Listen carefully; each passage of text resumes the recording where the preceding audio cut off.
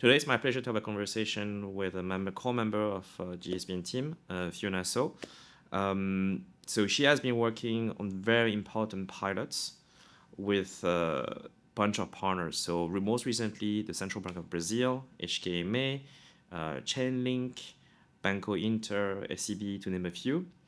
But before we get to the meat, to the pilot itself, can you quickly introduce yourself? Oh, sure. Hi, I'm Fiona, and then I joined GSBN in 2022 January, so it's been a couple of years. But I started my career as a commercial banking relationship manager. Yep. So I worked in Hang Seng Bank and DBS for a couple of years. I got frustrated at the trade finance processes and the account opening, so I've decided to switch fields.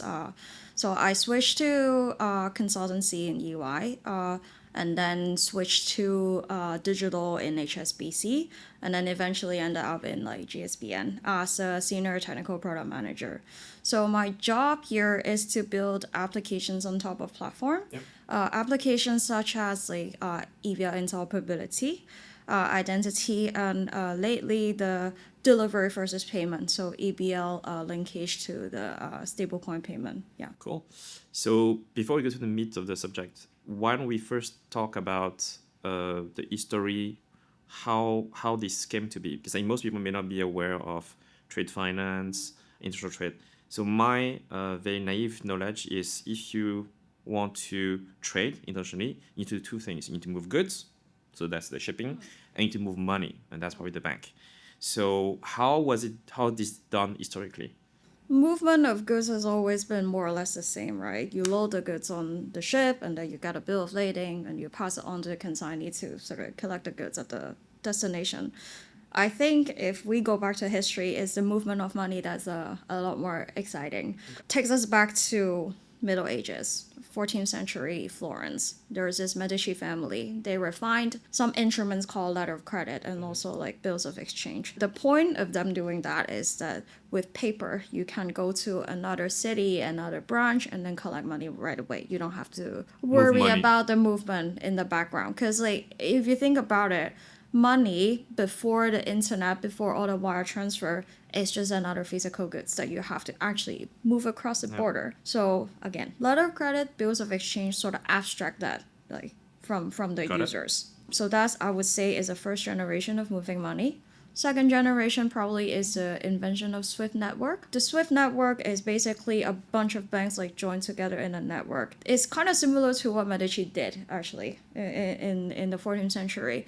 But instead of using paper to communicate, these banks use messaging protocols to communicate. So again, it's trying to make payment faster and more secure as well. That's how we have like wire transfers, which is still used today. Yeah. But then I think that's not it, right? Definitely. Because right now, I think we take for granted that payment should be cleared instantly and also should be able to, we should be able to make payment 24/7. Yep. So that's because of the third generation Okay. of moving money, which is a sort of digital money. Locally, we have, say, like the faster payment system. So FPS. yeah, FPS, so you can clear money 24/7 instantaneously.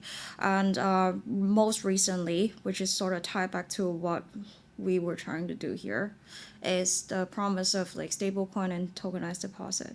So stablecoin tokenized deposit because they're also digital money, right? Yep. So they're saying that like, yeah, instead of like waiting for a few days to clear the Swift payment, you can actually clear it as instantaneously and also in 24/7. So that's sort of the history of moving money. Yep.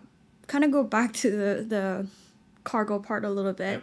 Bill of lading also sort of experienced similar changes from the actual paper, and then you get digitized it in the PDF, and then with the introduction of blockchain, you also then you have the second generation of EBL softwares, right? Yep. Where you record the data and the title registry in blockchain.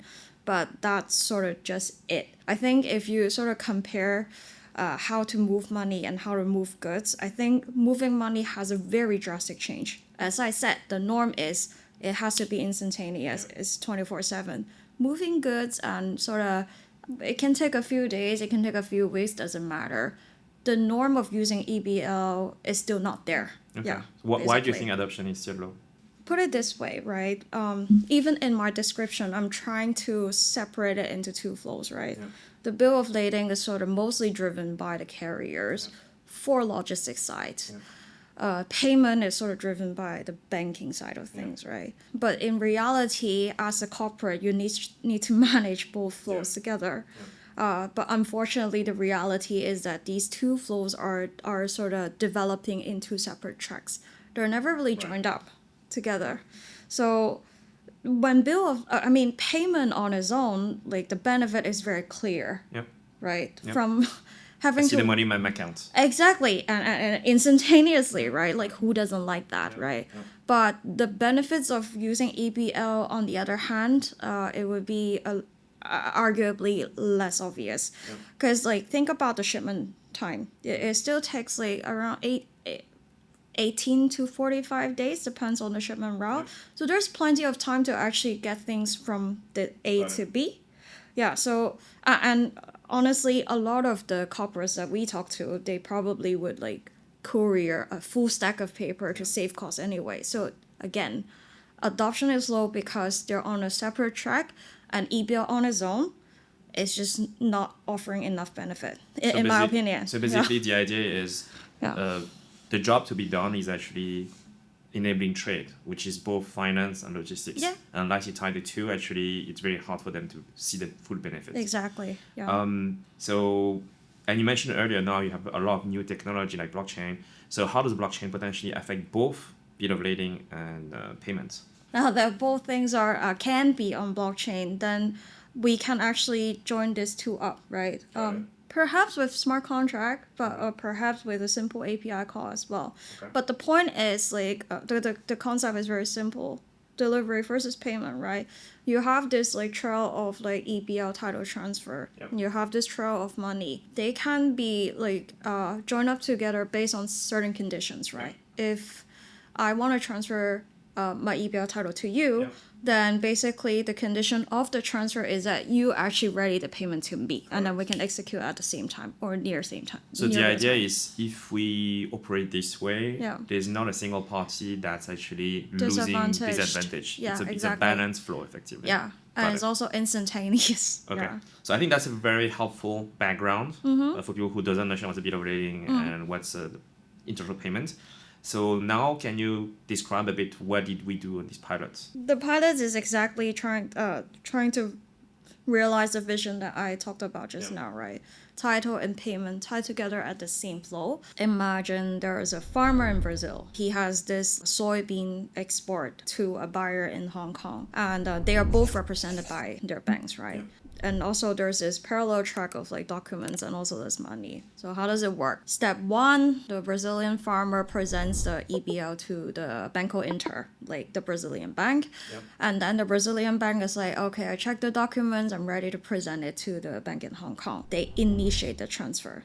Once they initiate the transfer, because GSBN records the whole chain, right? So we basically can give a nudge to the payment side of things. Our contact point is Chainlink. So what is Chainlink? Chainlink is sort of the connector between the two blockchain network. Ensemble, which is the Hong Kong side of like blockchain network, and also Drex, which is the Brazilian side of things, right? So we tell Chainlink, hey, the Brazilian bank is actually ready to present the EBL. Where's the money? Is it ready? And then Chainlink will send a message to Standard Chartered Bank and say like, hey, like, have you ready the money? And then once Standard Chartered Bank like deposited the money into the escrow account, then Chainlink would tell us, GSBN, to say like, okay, the money is ready. So when both the title is ready and also the money is ready, GSBN and Chainlink would execute the transfer at the same time. So GSBN would basically record the transfer from the Brazilian bank to Standard Chartered. Chainlink side would deposit the money from the Standard Chartered Bank on the Ensemble side to the Drex network, so that the Drex network will eventually deposit the money to the Banco Inter side. So that's basically how it works. That sounds super complicated.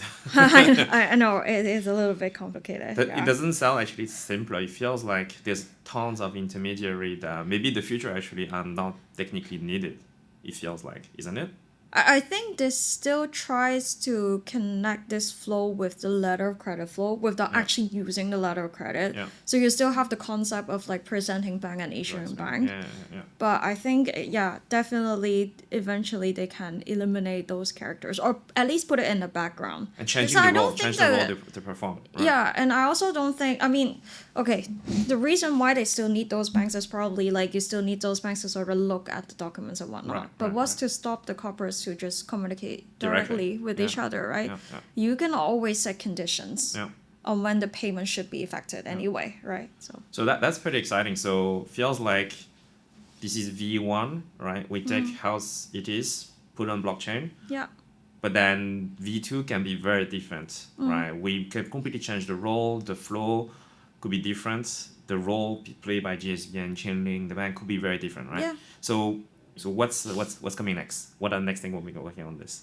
In the future, I think what we're trying to do is we've put EBL into this like trade finance and payment thing, and we have to think of it holistically, right? Yeah.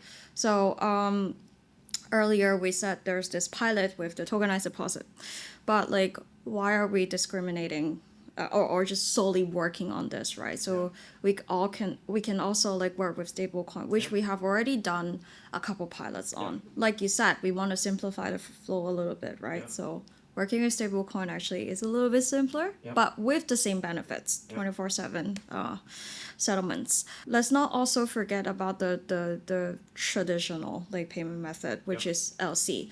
I mean, despite everyone saying that LC is sort of dead, it's still 12% of the payment. It's been dead for flow. like people saying dead for 20 years, but still I mean, around, I mean, right? it's still around, Yeah. right? You still need it for like commodity trade and Yep. high value cargoes. So how do we solve and that whatnot. problem for the LC? So for that one, because EBL and LC are already tied together in Yep. e-presentation, that part is a little bit simpler. All we need to do is to make sure the network is broad enough to support like different banks and different corporates.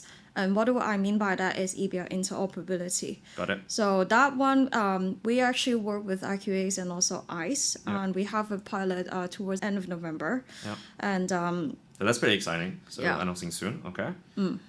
So basically, if I summarize, digital currency, not just a stable coin or tokenized deposit or CBDC, but any form.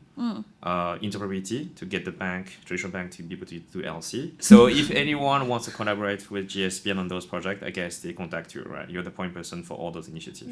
contact me, contact Patron. Okay, great. I think we'll leave it with this. So very exciting, a lot of new things happening.